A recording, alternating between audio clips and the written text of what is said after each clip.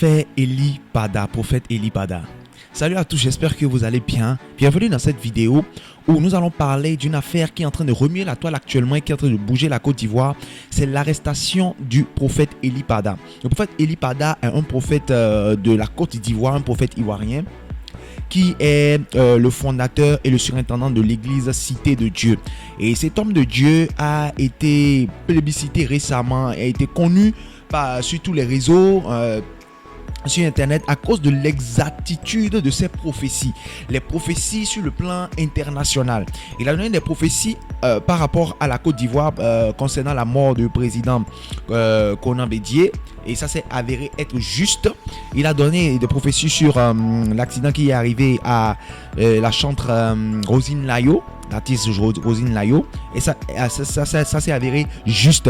Il a donné également une prophétie par rapport au coup d'État au Gabon, et ça s'est avéré également juste. Donc c'est ces prophéties-là qu'il avait données déjà avant et qui se sont accomplies, qui a fait qu'il est devenu vraiment célèbre et que le monde entier a commencé à parler de lui. On a commencé à parler de lui sur les différents réseaux sociaux. Et donc actuellement, ce qui est en train de se passer, c'est quoi?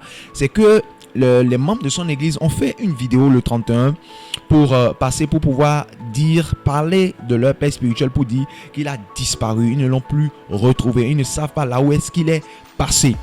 Et cela a vraiment ému beaucoup de personnes et cela a bougé la toile. Les gens ont commencé à demander sur la toile où est-ce qu'il est passé, est-ce qu'on l'a arrêté, qu'est-ce qui s'est passé en réalité, parce que il avait déjà fait une annonce que le 31 ce sera vraiment chaud, il va donner encore des prophéties précises et il va encore dévoiler un certain nombre de choses.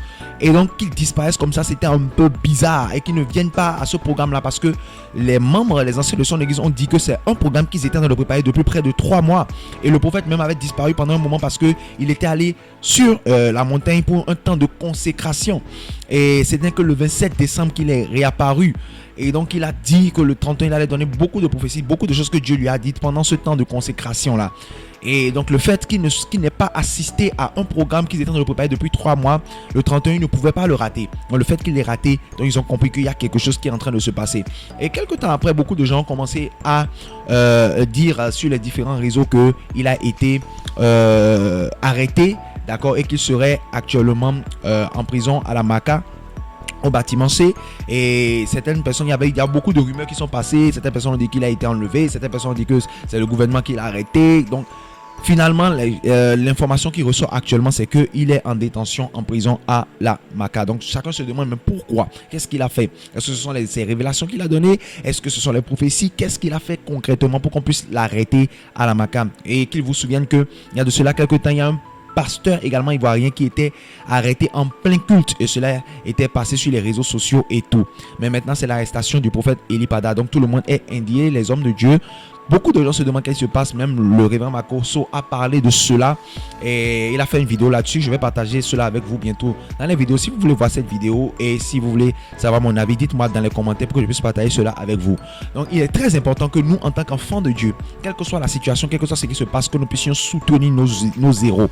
Quelle que soit l'erreur que la personne a commise, nous devons d'abord nous tenir fermes et soutenir nos héros et prier pour eux. La Bible dit que l'apôtre Pierre avait été arrêté parce que lorsque l'Hérode a vu qu'il a décapité Jacques et que ça a plu au peuple, il allait arrêter encore Pierre. Mais cette fois-ci l'église s'est levée, ils ont dit non, tu ne peux pas faire du mal à Pierre. Ils ont prié, ils ont appelé le roi des rois, Jésus-Christ, et Pierre, Dieu a envoyé l'ange qui a libéré Pierre.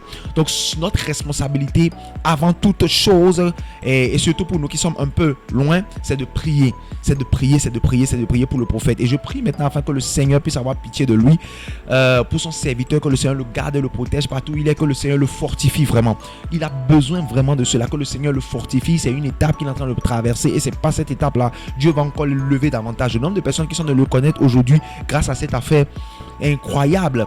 Donc en réalité c'est une publicité que le diable est en train de lui faire et qu'il ne sait pas, en voulant essayer de l'éteindre. Donc nous allons prier encore pour lui. Je vous demande, vous qui êtes dans les commentaires, laissez des commentaires de prière en faveur du prophète, que le Seigneur le garde et le protège, que le Seigneur le fortifie. Ce n'est pas facile, que le Seigneur le fortifie et que le Seigneur le sorte de là au nom puissant de Jésus. Que la miséricorde de l'Éternel parle en sa faveur au nom puissant de Jésus. Nous prions, Seigneur, pour ton serviteur, afin que tu puisses le garder, le protéger et que tu puisses l'aider afin qu'il sorte maintenant au nom de Jésus. Que tous les plans maintenant de l'ennemi contre sa vie soit détruit au nom de Jésus. Protège-le afin qu'il ne meure pas au nom puissant de Jésus. Garde-le et touche le cœur des dirigeants maintenant, Seigneur, de la Côte d'Ivoire, afin qu'on puisse le libérer maintenant au nom puissant de Jésus-Christ. Nous t'implorons maintenant, nous implorons ta miséricorde pour ton serviteur au nom de Jésus. Interviens dans cette situation et libère-le au nom puissant de Jésus-Christ de Nazareth. Amen.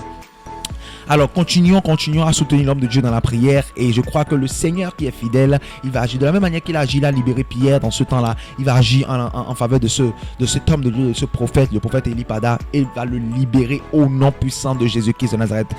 Et continuez à prier. Dites dans les commentaires, donnez des prières dans les commentaires, priez pour l'homme de Dieu afin que le Seigneur puisse le libérer. Alors je vous tiens informé pour les autres informations. Si vous voulez cela, dites-le moi dans les commentaires, je vous tiendrai informé. Que le Seigneur vous bénisse. Restez connectés pour la suite des informations et pour la suite des vidéos sur cette chaîne.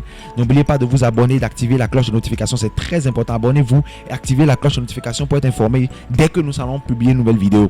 Likez la vidéo, partagez le lien de la vidéo autour de vous et donnez-nous vos avis dans les commentaires et priez surtout pour le prophète. Que le Seigneur vous bénisse. Soyez bénis. Shalom, shalom. N'oubliez surtout pas de vous abonner à la chaîne. Pour pouvoir vous abonner à la chaîne, ce n'est pas du tout compliqué. Il suffit de cliquer sur s'abonner qui est devant le nom de la chaîne The Word of Our Living God, et ensuite de cliquer sur la cloche de notification. Et lorsque vous cliquez sur la cloche, vous cliquez ensuite sur toutes. Là où il y a toutes, vous cliquez là-dessus et là vous venez de vous abonner à la chaîne et d'activer la cloche de notification. Comme ça, dès que nous allons poster une nouvelle vidéo, vous serez les premiers informés. Merci beaucoup à vous et que Dieu vous bénisse.